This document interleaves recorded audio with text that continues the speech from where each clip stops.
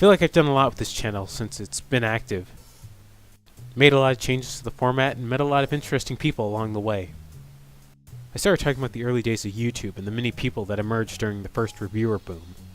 But then I'll branch out into other forms of content creators on this site, as well as a few others. But now I think it's time for a return to form. So how about I make a vid about another reviewer from a bygone era, as well as a few other things, to spice things up. First video, the new year. Let's begin. So around the mid-aughts, another reviewer would rise up from the mire of mediocrity that was the internet game review scene. Simply called Undercover Filmer 00V, his style was different from the dime a dozen AVGN lights that were around. But really, at the same time, it wasn't.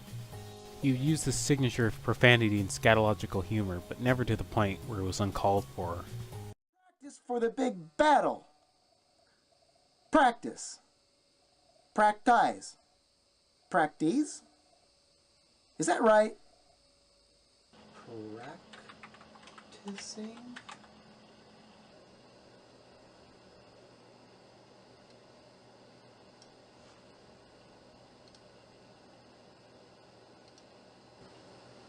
No! It's not right! Goddamn bag can't even spell the very thing that she wants us to do! I don't get it. How the fuck? I mean, what the heck? I mean, I don't... Screw it. Let's press on. And even if I would have went into them, they would have turned around and beat me off anyways. They would have turned around and beat me off anyways. They would have turned around and beat me off anyways. They would have turned around and beat me off anyways. They would have turned around and beat me off anyways. They would have turned around and beat me off anyways. They would have turned around and beat me off anyways. Beat me off anyways. Beat me off anyways. Beat me off anyways. He also balanced out the swearing with some decent analysis of the games that he was talking about. While his thorough analysis was his strong point, it was also his weak point to many people. Clocking in at 40 minutes, a lot of people considered his videos to be long and drawn out. And since this was kind of before the elimination of the time limit gap, the vids would have had to have been broken up into separate parts. While this may have been a benefit in the later years of YouTube with the algorithms favoring longer vids, back then this probably would have made his going through his vids seem more like a chore if anything, especially when they could have been summed up in half that time. He also did some GoldenEye videos where he would show off his knowledge of the different mechanics and exploits. And he did these all the while having a paper bag over his head to conceal his identity. Not that I can talk, really. For a while, UCF was doing pretty good, making vids and slowly growing his subscriber base. Around 2012, his ego got out of control when he started announcing his videos were better than the likes of people like AVGN, as well as getting into some online drama with Armic21. After a heated argument, UCF called him a sellout. Armic, being made a pure chill, simply ignored UCF until he got bored and moved on. E-drama aside, there's also been some allegations of UCF stalking someone, but those allegations can't be confirmed. Things then went from bad to worse when he ran into Acoustic Rocker. It's not really known how it started off since all the vids involving the incident have since been deleted, but apparently he critiqued UCF's work, which in turn UCF retaliated. After a while, UCF simply closed down his account, but not after mocking his fanbase to make sure no wood was left unscorched on that bridge.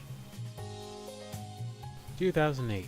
Housing market bubble was still fit, The Simpsons was still tolerable, and the iPhone App Store opened up. And with it came a slew of different games and apps, with Trism being one of them. A puzzle game originally developed by Steve Demeter in his free time between work. He's also known for his work on another puzzle game called Drymouth in 2001, as well as his work on the unofficial Mother 3 fan translation as the script editor. But unlike those other games, Trism became an overnight success, selling over 3 million copies and bringing in over $250,000 in sales.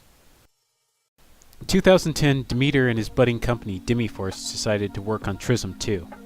The gameplay had a story mode which was very Metroidvania in style, allowing players to roam around and look for encounters, as well as your typical single-player and multiplayer battles. As of now, Demeter and his team seem to be on hiatus, and haven't picked up production on Trism 2 since June of 2016. Here's hoping that'll change soon. Though I'm not the biggest fan of mobile games, the guy seems to have a lot of passion for his craft, and I think he should continue to do what he loves.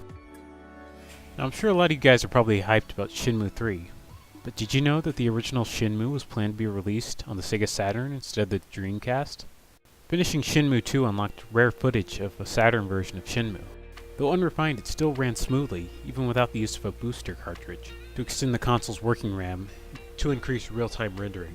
The game actually wasn't going to even be an original story to begin with, but rather an RPG following Akira from the Virtua Fighter series. It's not really known why AM2 made this change, but my guess is that the whole Virtua Fighter connection was just a placeholder, really. Sega and AM2 hoped that Shenmue would be a killer app for the system, but it was cancelled because of time needed to complete the game and the upcoming release of the Dreamcast. Though currently no actual playable build of the game exists, and the only claim I have refuting that is from some banned user who totes claims that his cousin worked for Sega, and actually has a copy of the game in his possession. They'd be telling the truth or blowing smoke in our asses. Who knows? So anyways, thanks for watching. Hope I can continue to make decent content for 2017. Maybe one of these days I'll break out of my monotonal robot voice, where everything I say sounds like I'm reading off of a script. Anyways, I'll see you guys later. It's freaking freezing in my room. I'm heading to bed.